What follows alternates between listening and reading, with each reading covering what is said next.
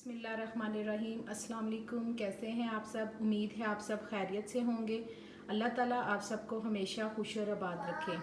आज हम बना रहे हैं आलू कीमा। क्विक एंड इजी रेसिपी, बहुत मज़े की और बहुत आसान। आप इसे ज़रूर ट्राई कीजिएगा। मेरी वीडियो अच्छी लगे तो लाइक करें, ज़्यादा से ज़्यादा शेयर करें और जो मेरे नए व्यूअर्स हैं वो सब्सक्राइब करना और बेल आइकॉन को दबाना मत भूलें। इस तरह ये है कि मेरे आने वाली रेसिपी सबसे पहले आपको फ्री देखने को मिलेगी। चलिए इंशाल्लाह अब स्टार्ट करते हैं। मैंने कीमा लिया है, बीफ का कीमा है। आप मटन का कीमा, चिकन का कीमा कुछ भी यूज़ कर सकते हैं। ये मेरे पास है तकरीबन 1 kg। आलू हैं जिनको मैंने इस तरह क्यूब्स में काट लिया। ये मेरे पास है 3 अदद। आप चीज़ों का इस्तेमाल, मसालों का इस्तेमाल कम या ज़्यादा कर सकते हैं। सब्ज़ मिर्च है 2 अदद। कसूरी मेथी 1 टेबल स्पून।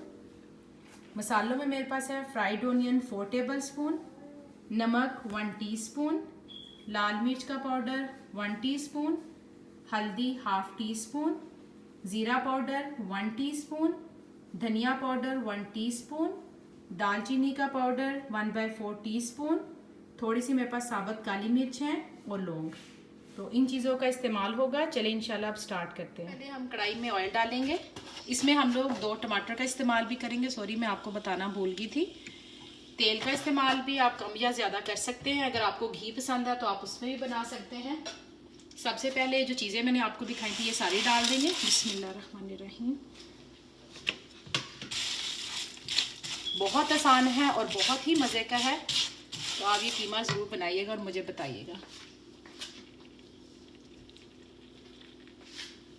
जब मसाला भुन गया था तो मैंने आपको बताया कि इसमें मैंने टमाटर ऐड किया था और टमाटर डाल के थोड़ा सा पानी डाल के मैंने कवर कर दिया था।